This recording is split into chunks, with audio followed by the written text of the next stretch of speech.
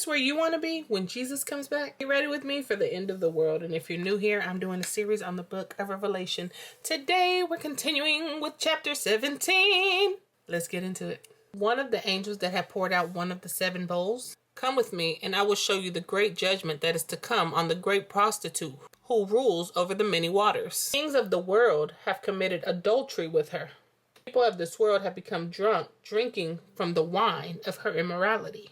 So the angel took me into the wilderness. There I saw a woman sitting on a scarlet beast that had 7 heads and 10 horns, and blasphemies against God were written all over it. The woman wore purple and scarlet clothing and beautiful jewelry made of gold, pearl, and gemstones. She held a gold goblet of her obscenities and impurities of her immorality.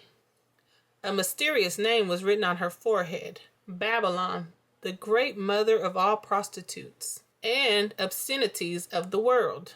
I could tell that she was drunk, and she was drunk on the blood of God's holy people. I stared at her in complete amazement.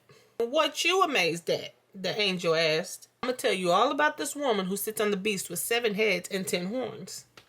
The beast you saw was once alive, but it's not anymore. And yet, soon enough, he will come up from the bottomless pit and meet his eternal destruction. And the people who belong to this world, whose names are not in the book of life, will be amazed at the reappearance of this beast that died. This calls for a mind with understanding. The 7 heads of the beast represent the 7 hills that the woman rules. They also represent 7 kings who have not yet risen to power, but will be appointed for a brief time to rule with the beast. Together they will all agree to give the beast their power and authority, and together they will all go to battle against the Lamb. But the Lamb will defeat them because he is the Lord of lords and the King of kings. And his called and chosen faithful ones will be with him. The waters that you see the prostitute ruling represents multitudes of people. The scarlet beast and his 10 horns all hate the prostitute. I hate this so bad. Let's start over. They will strip her naked, eat her flesh, and burn her remains. For God has put a plan in their minds. A plan that will carry out his purposes. They will agree to give their authority to the scarlet beast, and so the words of God will be fulfilled. The woman you saw in your vision represents the great city that rules over the kings of the world. Those stories still don't got no eye look. Girl. You're reading, it tells us that the great prostitute is Babylon. It tells us exactly who the 7 heads and the 10 horns are. So these 7 hills that Babylon rules will basically be nations ruled under the Babylonian system. And there will be 10 leaders who will rise up with the beast for a brief moment and hand over their power to him. Just to be clear, the prostitute is just a representation for people who are unfaithful to God. We look back at the origin of Babylon. Take us back to Genesis 11, which Babylonia was led by Nimrod. Nimrod, all right, because they were known for rejecting God's way and making mankind the center of their life. Nebuchadnezzar also led in Babylon, and we already know what he was on. Since the rule of Nebuchadnezzar, Babylon has transitioned to mean a secular world system that attempts to replace God. And we see that the angel alludes to Revelation 13:3, where it says the beast was dead, but now it's alive. I had to unzoom because my camera keeps overheating.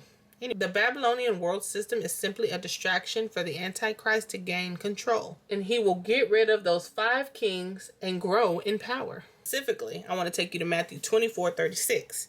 And it reads, however, no one knows the day or hour when these things will happen. Not even the angels in heaven or the Son himself.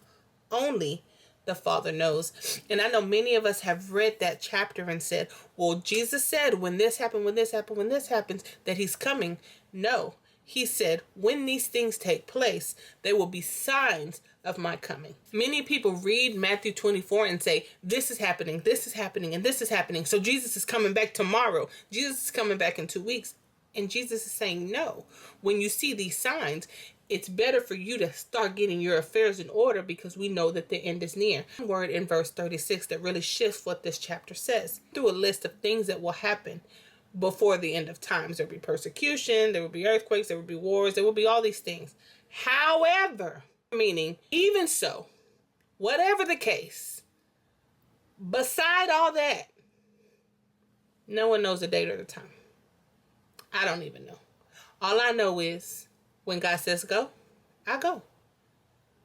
And that's how we should be living our lives.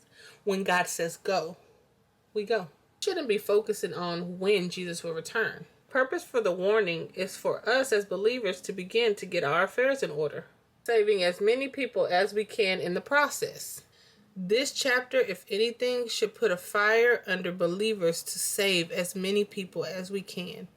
You don't need a platform. We all have a realm of influence. Whether it's at your job, at the supermarket, on the street corner, are people who do not know of the free gift of salvation. Peter tells us that Jesus will return like a thief in the night. It's time to lace up our boots and get out in the field. The harvest is plenty, but the workers are few. Time for us to be prepared today, because eternity could be here tomorrow. Love you, bye.